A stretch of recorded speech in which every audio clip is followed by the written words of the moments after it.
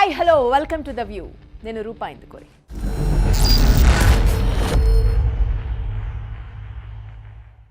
ఒంటరిగా వచ్చాం, ఒంటరిగా ఉందాం, ఒంటరిగా వెళ్ళిపోదాం. మధ్యలో వచ్చినవన్నీ అవసరార్థం బంధాలే. ఎప్పుడో వయసు మీద పడినప్పుడు బోధపడాల్సిన తత్వం ఇది. కానీ 25 కుర్రాళ్ళలో కనిపించడం విచిత్రం. పెళ్ళొద్దు ఏమొద్దు, సోలో బ్రతికేసో బెటర్ అంటున్నారు. హాయిగా ఏ వయసులో ముచ్చట ఆ వయసులో అనుభవించకుండా ఏంటి మాటలు. Korea, China, Japan, Australia, Russia, Taiwan, Italy ఇలాంటి దేశాల్లో ఈ పోకళ్ళు ఎక్కువగా కనిపిస్తున్నాయి. సరే, ఈ దేశాల్లో అదో పద్ధతి అనుకుంటే కుటుంబ వ్యవస్థ బలంగా ఉండే ఇండియాలో కూడా పెళ్ళొద్దంటున్నారు. సింగిల్గా ఉండిపోవడమే కాకుండా భర్తగా మారకు బ్యాచులర్ అంటూ ఉచిత సలహాలు ఇస్తున్నారు. అమ్మాయిలది ఇదే పద్ధతి. బతకాలంటే భర్తే కావాలా అంటూ సోలో లైఫ్ లీడ్ చేస్తున్నారు. ఏమైంది యూత్కి అసలు? పెళ్ళి ఎందుకు వద్దంటున్నారు? యాక్చువల్గా మనం పెళ్ళైన వారు, పెళ్ళి కానివారు అంటూ ఉంటాం. బట్ లేటెస్ట్ వర్షన్ పెళ్ళి చేసుకొనివారు. లైఫ్లో రెడ్ లైన్ అనేది ఒకటి ఉంటుంది. పెళ్ళికి ముందు, పెళ్ళి తర్వాత అని. ఇప్పుడు ఆ లైనే అక్కర్లేదనే ధోరణి ఎక్కువైంది. ఇంట్రెస్టింగ్లీ జపాన్లో సోలో బ్రతుకుపై ఏకంగా ఓ ఉద్యమం నడుస్తోంది. ఉద్యమం అంటే వేలాది మంది రోడ్లపైకి రావడం కాదు. జస్ట్ ఒక్కరే ఒంటరిగా ఉండడం, హోటల్కు వెళ్తే ఒక్కరే తినడం, టూర్లకు ఒక్కరే వెళ్ళిపోవడం. తను తన లగేజ్ అంతే, ఎక్కడో దిగుతాడు, దొరికింది తింటాడు, తిరుగుతాడు, వచ్చేస్తాడు. ఇలా ఏ బాధ బందీ లేని ఒంటరి జీవితం కోరుకుంటున్నారు జాపనీస్. జపాన్లో ఫ్యామిలీ సిస్టమ్ మొత్తం నాశనమయ్యే పరిస్థితి ఉండడంతో 7 అడుగులు వేస్తే చాలు కట్నం కింద వెంటనే 4.5 లక్షలు ఇస్తామని ప్రభుత్వం ఆఫర్ చేస్తోంది. అయినా సరే 3 ముళ్ళు వేయడం లేదు. పెళ్లి చేసుకోకపోవడం అనేది ఇప్పుడు ఒక కల్ట్. గుంపులో గోవిందంలా బతకాలనుకోవడం కాదు. వివాహ బంధంలో అస్సలు ఇరుక్కోదలుచుకోవడం లేదు. నిజానికి జపాన్ కల్చర్ అచ్చం మనలాగే ఉంటుంది. పెళ్ళి, పిల్లలు, కుటుంబం, కమ్యూనిటీ ఇలా అందరితో కలిసి బతకమంటుంది. కానీ ఇలా ఎందుకు తయారవుతున్నారో అంతుపట్టడం లేదు. బహుశా డామినేషన్ తాలూకు సపరేషన్లోంచి పుట్టుకొచ్చిన డిప్రెషన్ ఇందుకు కారణమై ఉంటుందా? అండ్ నాట్ ఓన్లీ జపాన్, చాలా దేశాల్లో ఇదే టెంపో కనిపిస్తుంది. ఈ మ్యాటర్ను కామెడీగా తీసుకుంటున్నా ఇది చాలా సీరియస్. హ్యూమన్ రిలేషన్స్లో పెరిగిపోయిన ఆర్టిఫిషియాలిటీ, బ్లడ్ రిలేషన్లోనూ ల్యాక్ ఆఫ్ స్ట్రాంగ్ బాండింగ్ ఈ మధ్యకాలంలో చాలా ఎక్కువగా కనిపిస్తుంది. అందుకే ఏ బంధాల మధ్య ఇరుక్కోవాలనుకోవడం లేదు ఎవరు. అందుకే ఒకప్పుడు సింగిల్ మదర్స్, సింగిల్ ఫాదర్స్ ఉండేవాళ్ళు, సింగిల్ పర్సన్స్ పెరుగుతున్నారు. కరోనా కూడా పెళ్ళి అనే బంధంలో చిచ్చు పెట్టింది. మనిషి తన చుట్టూ తాను గిరిగీసుకుని అంటీ ముట్టనట్టుగా చాలా జాగ్రత్తగా బతకడం అలవాటు చేసింది. ఒంటరిగా బతికేయగలం అనే ధీమా కల్పించింది. పైగా కొన్ని కంట్రీస్లో ప్రభుత్వాలే సోషల్ రెస్పాన్సిబిలిటీ కింద pension, insurance, free medical facility, life securities ఉండడంతో ఈ ఒంటరి బతుకులు మరీ ఎక్కువ అవుతున్నాయి. So let's see what's happening in South Korea. South Korea యువత అయితే పెళ్లి మాట ఎత్తితేనే భయపడిపోతున్నారు. బర్త్ రేట్ ప్రపంచంలోనే చాలా తక్కువగా ఉంది ఇక్కడ. దేశం మొత్తం మీద లాస్ట్ ఇయర్ జస్ట్ 2.5 లక్షల మంది మాత్రమే పుట్టారు. బర్త్ రేట్ ఇంతలా పడిపోవడానికి మెయిన్ రీజన్ సౌత్ కొరియాలో పెళ్లిళ్ల సంఖ్య రికార్డు స్థాయిలో తగ్గిపోవడమే.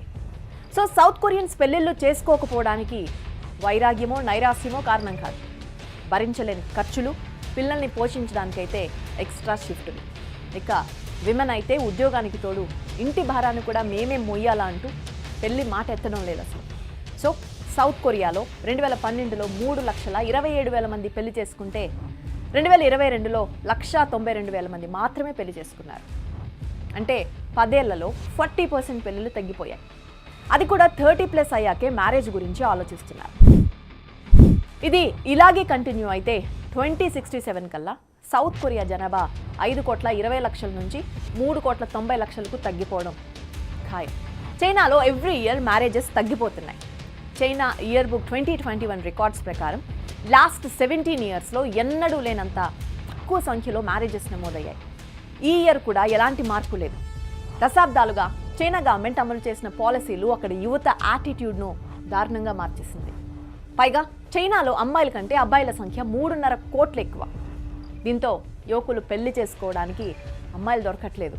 పైగా 43% మంది చైనా అమ్మాయిలు కూడా పెళ్లికి ఇష్టపడడం లేదు. ఇప్పుడు ఇండియా విషయానికి వద్దాం. యూత్ ఇన్ ఇండియా 2022 పేరుతో సెంట్రల్ గవర్నమెంట్ ఓ స్టాటిస్టిక్స్ రిలీజ్ చేసింది. ఇండియాలో 29 ఏళ్లు దాటాక కూడా పెళ్లి చేసుకోని వారు 2011లో 20.8% ఉంటే 2019లో ఇది 26.1% పెరిగింది. తెలంగాణలో గత 5 ఏళ్లతో పోల్చితే పెళ్లిడు దాటిపోయే వారి సంఖ్య దాదాపు 2% పెరిగింది.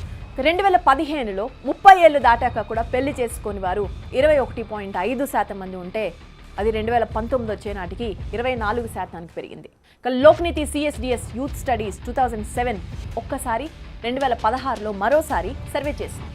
2007లో అన్మ్యారీడ్ మెన్ పెళ్లి కాని అబ్బాయిలు 51% మంది ఉంటే 2016లో ఈ సంఖ్య 61% పెరిగింది. అఫ్కోర్స్ పెళ్లి చేసుకొని అమ్మాయిలు కూడా 2007లో 37% ఉంటే 2016లో 41% పెరిగింది. I'll explain you about a survey in India. So YouGov and Mint CPR Millennium Survey 1000 మందిని పెళ్లి గురించి అడిగితే అందులో 40% మందికి అసలు పెళ్ళే ఇష్టం లేదని తేలింది. ఇందులో కొన్ని విచిత్రమైన సమాధానాలు కూడా వచ్చాయి. అవేంటంటే అందంగా లేననే feeling, bald head, white hair, మంచి హైట్ లేవనే ఫీలింగ్, పెరుగుతున్న పొట్ట, వీటన్నిటితో వైఫ్ని సంతోషపెట్టలేమోననే భయంతో పెళ్లికి నో చెప్తున్నారు. మితిమీరిన సిగ్గు, అమ్మాయిలతో ఎలా మాట్లాడాలో తెలియకపోవడం వల్ల కూడా చాలామంది అబ్బాయిలు పెళ్లి చేసుకోవడం లేదు. ఇక వరల్డ్ వైడ్గా మ్యారేజ్ విషయంలో ఇదే సినారియో కనిపిస్తుంది. దీనికి రీజన్స్ మనకి తెలియనివేం కాదు. ప్రెజెంట్ యూత్ టార్గెట్ లైఫ్లో సెటిల్ అవ్వడం. ఇందుకోసం పెళ్లికి కామాలు పెడుతున్నారు. అమ్మాయిలు సైతం పెళ్లి మాట ఎత్తితే చాలు అప్పుడే పెళ్ళేంటని పేరెంట్స్పై రివర్స్ అవుతున్న సందర్భాలు చూస్తున్నాం. చదువుతున్నప్పుడు ఉద్యోగం కోసం, ఉద్యోగం చేస్తున్నప్పుడు ఇంకాస్త శాలరీ కోసం, శాలరీ పెరిగిన బెటర్ సెటిల్మెంట్ కోసం ఇలా వాయిదా పద్ధతిని తీసుకొస్తున్నారు. ఇలా పెళ్లి వద్దడానికి సైకలాజికల్ రీజన్స్ కూడా చెబుతున్నారు. సోషల్గా మూవ్ అవ్వకుండా ఎంతసేపు బుక్స్ అండ్ కాలేజ్ కోసమే బతికేస్తే ఇలాగే అవుతారని చెబుతున్నారు. మెయిన్గా ఓపెన్నెస్ లేకపోవడంతో చాలామంది పెళ్లిని వాయిదా వేస్తున్నారని ఈ సర్వేలో తేలింది. ఒక 15 ఏళ్ల క్రితం వరకు ఇండియాలో 20 ఏళ్ళు రాగానే అమ్మాయిలు పెళ్లి చేసుకునేవారు. ఇప్పుడు అది 30+ వెళ్ళిపోయింది. ఇండియాలో పెళ్లి కాని ప్రసాదులు పెరగడానికి ఇదే మెయిన్ రీజన్. ఇప్పుడే పెళ్ళొద్దని అమ్మాయిలు గట్టిగా అనుకుంటూ ఉండడంతో అబ్బాయిలు పెళ్లి కోసం ఎప్పుడెప్పుడా అని ఎదురు చూస్తున్నారు. ఇంజనీరింగ్ చేసి మంచి ఉద్యోగం సంపాదించినా సరే పెళ్లిళ్ళు కావడం లేదు. దీంతో చాలామంది డిప్రెషన్లోకి వెళ్తున్నారు. మహారాష్ట్రలో అయితే పెళ్లి కొడుకులుగా తయారై గుర్రాలపై ఊరేగి కలెక్టర్కు రిక్వెస్ట్ లెటర్ ఇచ్చారు. దయచేసి తమకు పెళ్లిళ్ళు అయ్యేలా చూడండి అని. అమ్మాయిల తల్లిదండ్రుల ఆలోచనలో చాలా మార్పు వచ్చింది. కాబోయే అల్లుడు పేరెంట్స్కు దూరంగా సిటీలో జాబ్ చేయాలి. హైదరాబాద్, చెన్నై, బెంగళూరు, ముంబై వంటి నగరాల్లో సెటిల్ అయితే ఇంకా మంచిది. ఆస్తులున్నా వ్యాపారం చేసే అల్లుడు కంటే జాబ్ చేసేవాడే కావాలి. తమ అమ్మాయి కంటే ఎక్కువ చదువుకుని ఉండాలి. మంచి జీతం సంపాదిస్తూ ఉండాలి. వ్యవసాయం చేసే వ్యక్తి అస్సలొద్దు. సివిల్, మెకానికల్ ఉద్యోగాల కంటే సాఫ్ట్వేర్ ఉద్యోగులు అయితే మేలు. సర్కార్ కొలువు అయితే ఇంకా బెటర్. సో యూత్ పెళ్ళొద్దనడానికి చాలా రీజన్స్ చెప్పాం. సో ఇప్పుడు ప్రాక్టికల్ రీజన్స్ కొద్దాం. ఖర్చులు బాగా పెరిగాయి. ఇల్లు కట్టుకోవాలంటే 69%, ట్రాన్స్పోర్ట్ అండ్ ఎలక్ట్రిసిటీతో పాటు రోజువారీ ఖర్చులు 50 నుంచి 70% పెరిగాయి. ఎల్కేజీ నుంచి ఇంటర్ వరకు చదివించాలంటే తక్కువలో తక్కువ 30 లక్షలు ఖర్చు అవుతుంది. గత 10 ఏళ్లతో పోల్చితే ఎడ్యుకేషన్ కాస్ట్ 10 to 12% పెరిగింది. అందులోనూ ఖర్చులు పెరిగినంతగా సేవింగ్స్ పెరగడం లేదు. 2013కి ముందు సంపాదనలో సేవింగ్స్ 35% ఉంటే 2021కి అది 28%కి పడిపోయింది. ఇక వెస్ట్రన్ కల్చర్ మన లైఫ్లోకి రావడం కూడా యూత్ పెళ్లి చేసుకోకపోవడానికి ఒక important reason. Live in relations, divorce కేసులు భారీగా పెరుగుతున్నాయి. ఇలా ఇవన్నీ చూస్తున్న యూత్ పెళ్ళంటేనే వెనకడుగు వేస్తున్నారు. సరిగ్గా 10 ఏళ్ల క్రితం అంటే 2011లో భారత్లో 17.2% మాత్రమే పెళ్లి కాని వారు ఉన్నారు. అదే 2019కి వచ్చేసరికి 23%కి పెరిగింది. దీన్ని బట్టి అర్థమైంది ఏంటంటే పెళ్ళంటే యూత్ అస్సలు ఇంట్రెస్ట్ చూపించటం లేదు. పెళ్లి చేసుకోకుండా ఉంటే ఎవరికి ఆన్సర్ చేయాల్సిన పని లేదు. ఏం జరిగినా సరే మనకి మనం సర్ది చెప్పుకుంటే సరిపోతుందనే ఫీలింగ్ సింగిల్స్కి చాలా బాగా నచ్చింది. అఫ్కోర్స్ సింగిల్ లైఫ్ కారణంగా కెరీర్లో ఇంప్రూవ్మెంట్ కూడా కనిపిస్తుంది. అందుకే ఇండిపెండెంట్ లైఫ్ లీడ్ చేయాలనుకుంటున్నారు.